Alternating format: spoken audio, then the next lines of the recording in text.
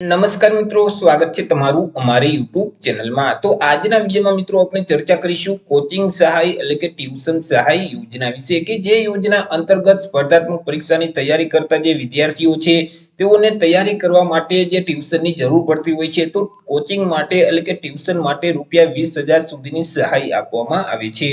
તો મિત્રો વર્ષ 2024માં ઓનલાઈન અરજીઓ શરૂ કરી દેવામાં આવેલી છે। તો યોજના વિશે આપણે તમામ પ્રકારની માહિતી આજના વિડીયોમાં મેળવશું, જેમ કે યોજનાનો લાભ કોને કોને મળવા પાત્ર થશે, યોજનાનો લાભ મેળવવા માટે અરજી કઈ જગ્યાએ કરવાની રહેશે, કઈ તારીખથી કઈ તારીખ સુધીમાં અરજી ફોર્મ ભરી દેવાનું રહેશે, અરજી ફોર્મ ભરવા માટે કયા કયા ડોક્યુમેન્ટની જરૂર પડશે, આ તમામ માહિતી આપણે એક જ વિડીયોમાં મેળવશું।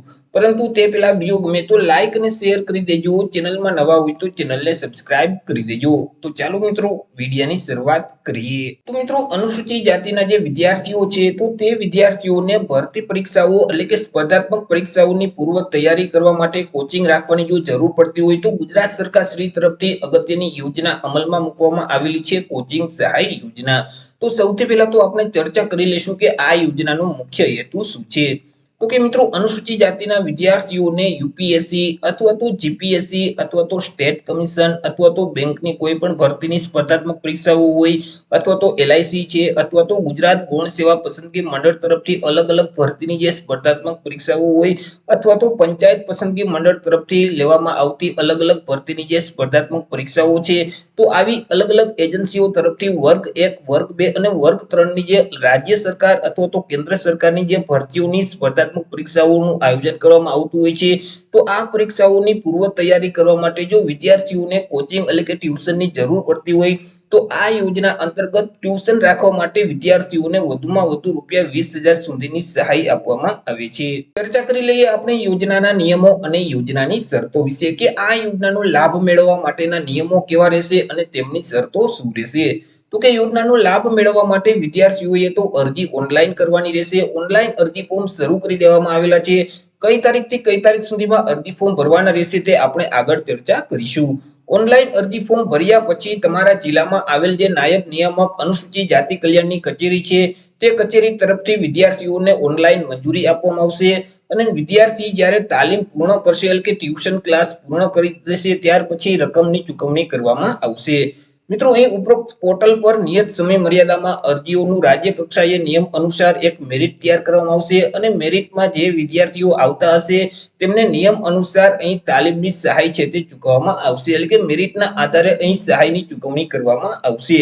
મિત્રો આ યોજનાનો લાભ મેળવવા માટે જે વિદ્યાર્થી છે તેઓએ સ્નાતક કક્ષાની પરીક્ષા પાસ કરેલ હોવી જોઈએ, અને તેમાં 50% કે તેના કરતા વધારે ટકાવારી મેળવેલ હોવી જોઈએ।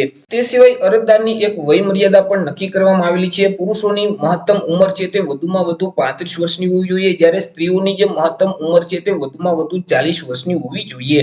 અહીં જે વય મર્યાદા નક્કી કરવામાં આવેલી છે તેના કરતા જો અરજદારની ઉંમર વધારે હશે ત્યારે તેમને આ યોજનાનો લાભ આપવામાં આવતો નથી।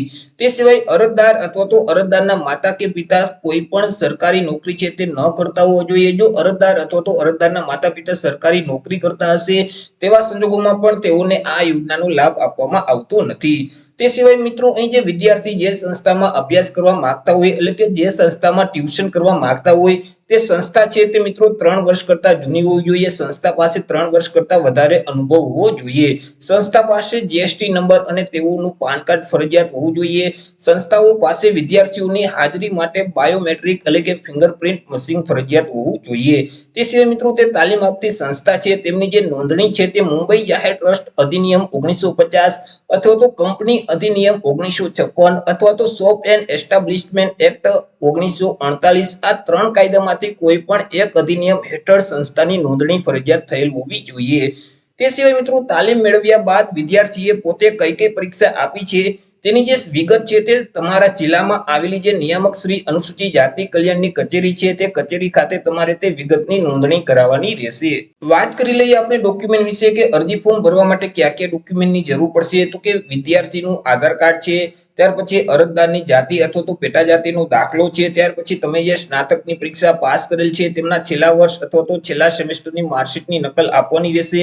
ત્યાર પછી રહેઠાણના પુરાવા તરીકે કોઈ પણ એક ડોક્યુમેન્ટ આપવાનું રહેશે, જેમ કે વીજળી બિલ છે, લાયસન્સ છે, ભાડા કરાર છે, ચૂંટણી કાર્ડ છે, રેશન કાર્ડ છે. તો આટલા 5 ડોક્યુમેન્ટમાંથી કોઈ પણ એક ડોક્યુમેન્ટ રહેઠાણના પુરાવા તરીકે આપવાનું રહેશે. ત્યાર પછી ઇન્કમ સર્ટિફિકેટ એટલે કે આવકનો દાખલો આપવાનો રહેશે. ત્યાર પછી બેંક પાસબુકના પ્રથમ પાનાની નકલ અથવા તો રદ કરેલ ચેક આપવાનું રહેશે, કે જે ખાતું છે તે અરજદારના નામનું એટલે કે વિદ્યાર્થીના નામનું જોવું જોઈએ. તે સિવાય જે સંસ્થામાં એડમિશન તમારે લેવાનું હોય તે સંસ્થાનો બોર્ડ દર્શાવતો ફોટો છે તે આપવાનો રહેશે. ત્યાર પછી જે સંસ્થામાં અભ્યાસ કરવા માંગતા હોય તે સંસ્થાનું નિયત પ્રમાણપત્ર તમારે રજૂ કરવાનું રહેશે. તો અરજી ફોર્મ ભરતી વખતે તમારે આટલા ડોક્યુમેન્ટની જરૂર પડશે. ચર્ચા કરી લઈએ આપણે અરજી ફોર્મ વિશે, કે કઈ તારીખથી કઈ તારીખ સુધીમાં અરજી ફોર્મ ભરી દેવાનું રહેશે. અરજી ફોર્મ કઈ જગ્યાએ ભરવાનું રહેશે, તો કે મિત્રો નિયામક અનુસૂચિત જાતિ કલ્યાણ ગુજરાત રાજ્ય ગાંધીનગર તરફથી અરજી ફોર્મ મંગાવવામાં આવેલા છે, તેમની જાહેરાત આપી દેવામાં આવેલી છે. શૈક્ષણિક વર્ષ 2024-25 માટે અનુસૂચિત જાતિના જે વિદ્યાર્થીઓ છે તો તેમના માટે જે સ્પર્ધાત્મક ભરતી પરીક્ષાની પૂર્વ તૈયારી કરવા માટે તાલીમ સહાય યોજના જે અમલમાં છે તો તે યોજના માટે ઓનલાઈન અરજીઓ મંગાવવામાં આવેલી છે. મિત્રો ભરતી પરીક્ષાની પૂર્વ તૈયારી કરવા માંગતા હોય તો તેવા જે તાલીમમાંથી છે એટલે કે વિદ્યાર્થીઓ છે તેમના પાસેથી ઓનલાઈન અરજીઓ મંગાવવામાં આવેલી છે. તો અહીં જે વિદ્યાર્થીઓ છે તેઓએ ઈ સમાજ કલ્યાણનું પોર્ટલ છે ii-samajkalyan.gujarat.gov.in નામની જે વેબસાઇટ છે તે વેબસાઇટ ઉપર જઈ ઓનલાઈન અરજી ફોર્મ ભરી દેવાનું રહેશે. જો મિત્રો તમે ઘર બેઠા જ ઓનલાઈન અરજી ફોર્મ ભરાવવા માંગતા હોય તો અમારા જે WhatsApp નંબર છે 8799608249, આ WhatsApp નંબર પર તમે WhatsApp પર મેસેજ કરશો કે અમારે કોચિંગ સહાય યોજનામાં ઓનલાઈન અરજી ફોર્મ ભરવું છે, તો તમને નજીવી ફી સાથે ઘર બેઠા જ ઓનલાઈન અરજી ફોર્મ ભરી દેવામાં આવશે. મિત્રો ઓનલાઈન અરજી ફોર્મ આજથી શરૂ કરી દેવામાં આવેલા છે, એટલે કે 11/6/2024 થી અરજી ફોર્મ મંગાવવામાં આવેલા છે. 11/6/2024 થી લઈને 31/7/2024 સુધીમાં તમારે ઈ સમાજ કલ્યાણનું જે પોર્ટલ છે તે પોર્ટલ ઉપર જઈ ઓનલાઈન અરજી ફોર્મ ભરી દેવાનું રહેશે. મિત્રો અહીં પોર્ટલ પર ઓનલાઈન અરજી ફોર્મ ભર્યા પછી તમારા જિલ્લામાં આવેલ જે નાયબ નિયામક શ્રી અનુસૂચિત જાતિ કલ્યાણની કચેરી છે તે કચેરી તરફથી મંજૂરી આપવામાં આવશે. મંજૂરી અપાય પછી મિત્રો અહીં ફરીથી તમારે પોર્ટલ ઉપર એક નવી અરજી કરવાની રહેશે. તાલીમ પૂરી થઈ જાય એટલે મિત્રો તમે જે સંસ્થામાં ટ્યુશન ક્લાસ લીધેલ છે તે સંસ્થા પાસેથી તાલીમ સંતોષકારક પૂર્ણ કર્યાનું પ્રમાણપત્ર તમારે મેળવવાનું રહેશે. અને મિત્રો ફીની પહોંચ છે તે પણ તમારે મેળવી લેવાની રહેશે. પ્રમાણપત્ર અને ફીની પહોંચ છે તે તમે ફરીથી અરજી કરશો ત્યારે તમારે પોર્ટલ ઉપર અપલોડ કરવાના થશે.